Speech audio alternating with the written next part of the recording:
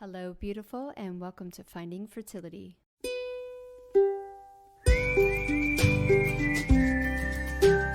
I'm your host, Monica Cox from FindingFertility.co, and I created this podcast to help get you to start thinking outside of the box and realize that your infertility might have nothing to do with your lady bits. Rooted in functional medicine and personal experience, Finding Fertility is all about looking at the whole body and finding the root cause of your infertility. Finding Fertility does not diagnose, prescribe, or treat any issues of infertility, but what we do is take a holistic approach and improve your diet and your lifestyle to get you steps closer to creating your dream family. Just by being here with me, listening to this podcast, you're already going down the right path to making your dreams come true.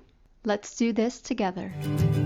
Hello, beautiful. Welcome back to another episode of Finding Fertility. I'm your host, Monica Cox, and I'm super excited for you to be here, becoming the conscious mama you were always born to be. Today, we have another little mini pep talk from the community. It's a little bit of tough love, and but I really hope it's well received, and it comes from a place of just true grit and understanding, and just wanting everyone to understand exactly what is happening during IUI and IVF, and using holistic and natural treatment, and how you might be caught in this rat race and how to get yourself out of it to really help maximize your chances of success. So without further ado, let's get to today's episode. Today, I wanted to talk about something that came up in a private discovery call. So it's not on the podcast. I can't share it. But I want to elaborate kind of what our conversation was and how it might, you can relate it to your journey.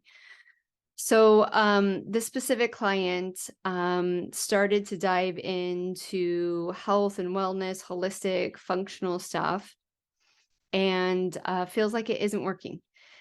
And a lot of the times when you guys start doing this and you see improvements in other areas, but aren't reaching your ultimate goal either naturally or with medical assistance, one of the things that you really have to look at is the prior years specifically. I mean, a lot of the time we have to go back to childhood for some of these things. But if you are using medical assistance right now, or have been using medical assistance for months upon years consistently, this is something that you have to take into consideration. And it's not true for everyone, but for the most part, it could have had and it can have been a really big impact on your body's ability to heal while you're using the holistic, natural, functional practices that we talk about here at Finding Fertility and within the course. Now, this specific client had been doing years of medical treatment, and because her body wasn't responding, they were pushing cycles. So continuing medication, even though the cycles, they wouldn't cancel the cycles. They're like, well, let's just push your body because it might get there the next month. And so this was years and years of IUIs and medication and IVFs. And she's just come off the tail end of yet another IVF, quote unquote, failing. And, I could feel her frustration, and I feel for her too, is that the things that she naturally started to put into place, she doesn't feel like they've worked. And the thing is that when you're using holistic practices, you need to give your body time to heal. This is not like I'm doing this, so my body should do this now, and I can do medical treatment on top of this. You have to remember that when you come up to trying to conceive and you start to have difficulties, and then you move almost completely into medical treatment without doing deep dives, right? Like I know most of us now come to the plate with doing a little bit of stuff. What happens for a lot of women is that the mental, emotional, physical, financial toll of these medical treatments actually can push you further down. Remember, we talked about that fertility line. It can literally push you further down and not even realize it, because either, your doctors are telling you like, no, this isn't causing any harm, or you're not necessarily feeling worse off because you're using holistic treatments, and you're kind of almost like now tipping the scales, right? You're like trying to balance. So we're trying to get at least just even, and you might be doing like a seesaw with this medical treatment that can literally push you further down, underneath your fertility line. And then like the holistic stuff you're doing is trying to bring you up. But because we didn't start from this even line, it's harder for that holistic stuff to actually quote unquote work. And it's really important that I know it sucks, but you have to slow down. You have to take a break from these medical treatments to give your body time to heal, get back up to kind of that baseline, and then use the medical treatments again. So I've had several one-to-one clients come to me, and and a lot of people within the community, just whacking their systems round after round after round, or medical treatment after medical treatment, right? IUI or IVF, or, prescription medications to help ovulation or whatever it is. And we're never giving the body the time that it needs just to get to kind of a quote unquote normal state, to get you to that fertility line. And remember, I really want to like bring home to you guys, that fertility line is just like basic. And I know that that can get you to like quote unquote your two pink lines. But remember, for a lot of us now, the ultimate goal is to get our health way above that fertility line, because what that's going to do is, just decrease the chances of us and our children having health complications during pregnancy, during birth, during postpartum, and for our children's whole entire life, right? If you can set them up with a good foundation, no matter what they choose to do when they're, 18, you're like, I did the best that I could, right? This is now their journey. That's all I can do. Or even, even this, right?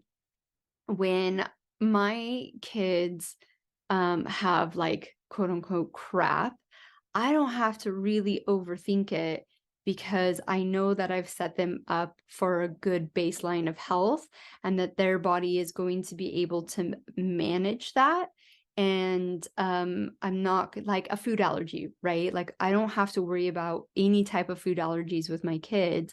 The only thing that I have to really worry about is them overindulging in like numbers and, and dyes and like high fructose sugar and stuff like that, which is a real like big thing. Like that's a fucking thing now, right? Like you have to overthink that stuff to make sure your kid doesn't eat that way, because even some of this healthy, organic stuff is still full of shit. So, when you're setting yourself up and your baby's health way above this like baseline of just like normalcy, let's just say the normal rate of people like getting and staying pregnant, you're increasing your chances of having to worry about other shit later in life. And I know that's not tangible, and I know like nothing's set in stone and you can't like control everything and all that stuff. But remember, the things that we do now is just setting ourselves up, and even setting yourselves up to have a certain lifestyle and diet, so you can bring up your children in a certain way that it's just normal. Like my like it's normal for my kids to ask. So a good example is Jello or jelly. right? In America, I can't buy them red Jello because it has red dye 40.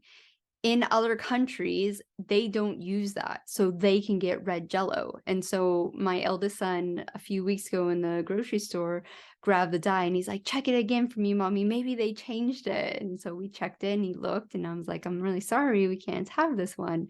And I said, when we go to New Zealand next time, we'll check the label. And if it doesn't have it, we'll bring 10 home just so they can have this. But it gets them conscious and it gets them aware. And then it's not so much of a struggle later down the line. If something comes up, which there's, things come up, it's just not as hard to quote unquote deny yourself or deny your child these things, because that's just not serving you and it's not. So anyways, getting back to doing rounds and rounds of fertility treatment, and maybe this is you, maybe you're like, fuck, this isn't working. Either one, the fertility treatment isn't working and the holistic care isn't working. The combination isn't working together. And one of the reasons that could be is because your baseline health is still underneath that fertility line and you haven't given yourself that time to heal from, one, why you were having fertility issues in the first place, and then two, why all the mental, emotional, physical, and financial trauma that this can bring into your life. And so it's almost like you're stockpiling all this shit now. And as much as I know holistic and fertility health can work, it's harder for it to do when you keep whacking yourself with these treatments, that if you're not getting the mental and emotional support during it, you're not letting your body detox from the drugs. You're not letting your body recover from these things. It's harder for that holistic help to support you and get you to where you want to be. So I know it can be really frustrating. I mean, the last probably 7 people I've talked to, other than one of the ladies in the course here, it's been a really big struggle for them to even consider stopping the fertility treatment for a while to allow their bodies to heal and do what they need to do. It always comes back to that time poor mentality, that lack mentality. And that's where it's crucial for you to come in and get that mental and emotional support, that taking a break, taking a rest, taking a step back is actually going to save you time. It's going to save you money. It's going to increase your health. And another thing that we talked about in this discovery call was really being like proud of yourself when you walk away from this journey. And walking away looks very different for all of us, right? And I'm not saying that walking away means you quit or you succeed. There's just an end to the trying to conceive journey. I promise you there is an end to it. And whatever that end is for you, and this was so true in my journey, I wanted to turn around, because remember, my journey was really long and there was no guarantee. There was no one like me sitting out there like, hey, you can have children naturally, right? So I wanted to turn around and be proud of myself and not ever wonder. And so we talked about taking a step back and doing some testing and really dialing in like what you need to personally do to make sure that this next leg of your journey, if you decide to go on, if you're deciding to do another round of IVF, that you give yourself the time, you give yourself the space to really discover some of these answers that are missing, turn around, do the IVF, whatever that comes out to you, you can then turn around and look, okay, I'm proud. I can walk away from this journey knowing that I gave it my all. I did my best. I'm never going to wonder what if. I've uncovered every stone that could possibly be uncovered during my journey, right? I get a lot of, you know, people my age who have, I just met a school mom's friend, so a woman whose son is in my son's class, and she's my age, and she has this beautiful adoptive son. And I said to her, I was like, oh, my first child was IVF. And she's like, really? Oh my gosh. She's like, yeah. She's like, I dealt with unexplained infertility. And I was like, oh, me too. And then I told her my journey, and she just looked at me. She's like, I wish I had this information. She's like, my journey would have been so different. I was like, yeah, I feel for you. And that's like my core mission here is just getting this information out there, and you guys deciding what to do with it, and being able to look back at your journey and just being proud of yourself of like, okay, I did it. I did the best that I could.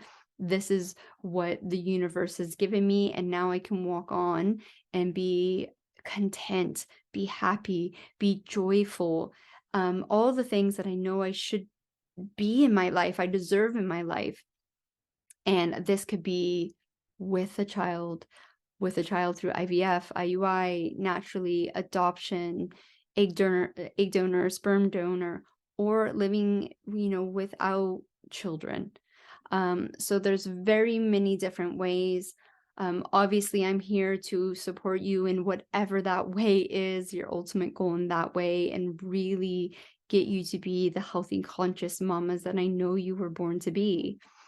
But you have to give yourself the time and the space, and you have to give your bodies that time and that space to be able to do these things.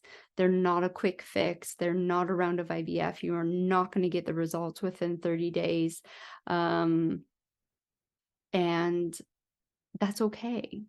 And just know, this discovery call that I did too, I asked her age, and she's like, I'm 31, but she's been on this journey for 7 years already. And, I said to her, I was like, you're a spring chicken. I said, look, I know the journey's been long and hard, but I'm telling you right now that 31 is super young, and it doesn't feel like it when you're in the thick of it. But I'll tell you right now, when I had my first baby at 35, 36 years old, I didn't give a shit about my age. My age did not matter one bit. And I can confidently tell you, between up to the age of 45, I mean, hell, I've had one of my best friends who I'm godmother to her child, had her child at 47. And she's the same age as my mom. So my mom is a grandma, and one of my best friends' daughter's in high school right now, and she doesn't care. And like, we put all these restrictions on our age and the time, and I've talked about this many times before, like, these are all made up stories in your head. So the story that you need to start telling yourself, so I'm going to wrap it up, is that your body needs time to heal, mentally, emotionally, physically, and sometimes financially. And you have that time. You absolutely have that time to do that. 3 to 6 months minimum. And if IVF or IUI is on the cards for you, that's perfectly okay too, because that does give you the time that if you're in your, early to mid 40s, even late 40s, that you might need that support. Or, maybe you're in your mid 30s. And I've had clients that know that they have to use IVF to get and stay pregnant within this, it gives them the chance a lot quicker. But the thing is that everyone on this journey needs the time and the space to heal. So if you have found yourself in this rat race of feeling time poor, doing these medical treatments round after round after round, and using a holistic approach during all this, just know that you're on the right step, or on the right path. You're taking the right steps. But I promise you, if you get rid of that inflammation that is potentially caused by IUI and IVF, you will take time back and increase your health much quicker. Okay. Oh, I hope this tough love was well received. I hope you guys are all having a beautiful week, and we will see you soon. Bye. Thank you once again for tuning in to the Finding Fertility podcast. If you're loving this podcast, please leave us a rating and review and let us know how this podcast is supporting you to get steps closer to creating your dream family. I hope you have a beautiful weekend, and we will see you next Friday for another episode of the Finding Fertility podcast.